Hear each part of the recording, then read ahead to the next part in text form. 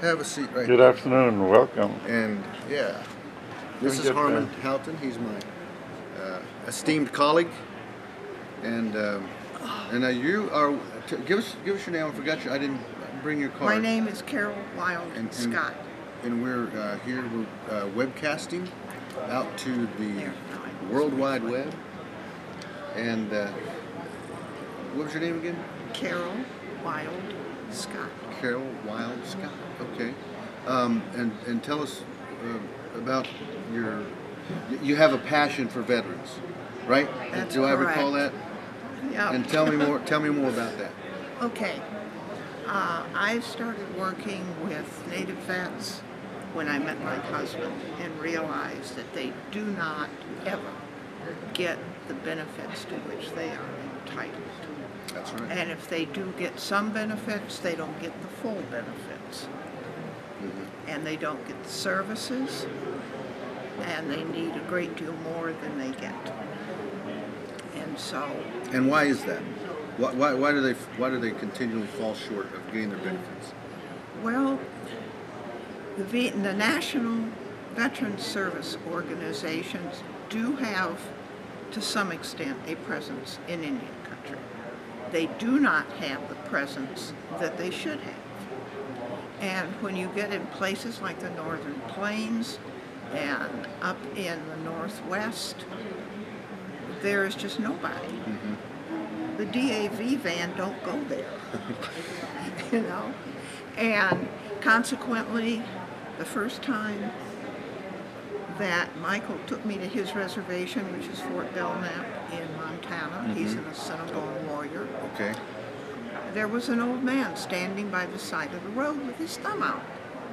And I turned to Michael, because we hadn't seen a car in miles, and I said, "What is he doing there?" Mm-hmm. He said he was hitchhiking to the hospital to get his cancer treatment. Oh my goodness. The hospital was 600 miles away.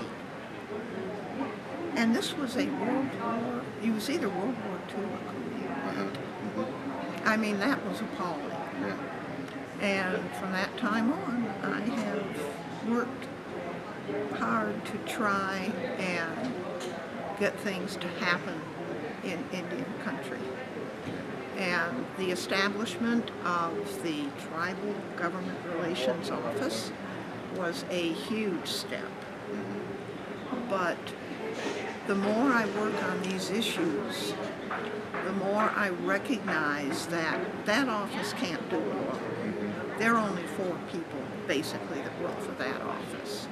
Stephanie Birdwell and the 4 people that work in different areas of the United States for her. But the biggest problem I see now that they have MOU with IHS for the health care is the benefit side. And the benefit side, the big issue is representation. Culturally competent representation. And without cultural competence and proximity, it's not going to be done correctly. There are 4 tribes in Oklahoma: the United Kiowa Band, the Muskogee Creek, the Chickasaw, and there's one other. I'm blanking at the moment. But I just reviewed Choctaw? a letter. Choctaw. Yeah. Exactly. I just reviewed a letter that is going from them to those 4 tribes, signed by all 4 leaders, to the VA, saying we need to be able to appoint tribal veterans service officers to represent our veterans before the agency on the same basis as state and county veteran service officers. And to change the regulation, you just add "and tribal government" or "and tribal and tribe." You don't delete anything. No one is asking for any break in application of the requirements for testing, training.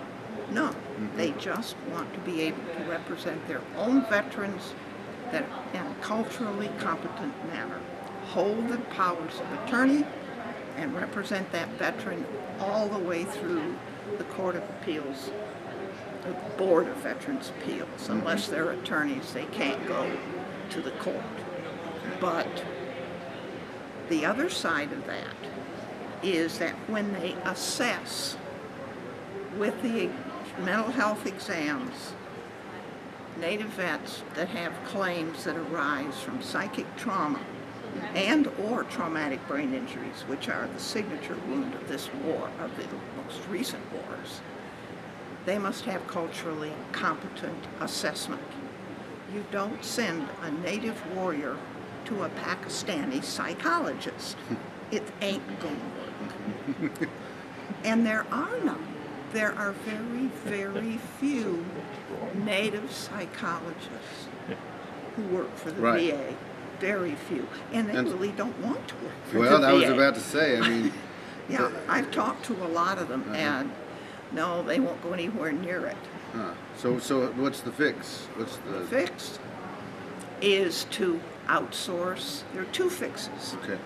One is to outsource, and now they have all kinds of regulations and programs to outsource health care.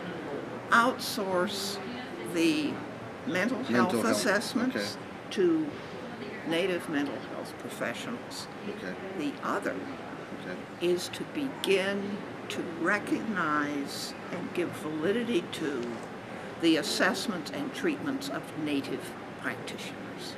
Native healing, the medicine man. Okay.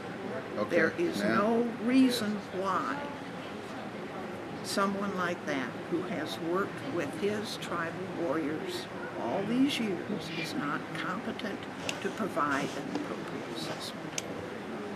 And I think that is something that absolutely has to be done at some point. I think that is a great idea, and that needs to happen. That's the solution. Yeah. That makes sense.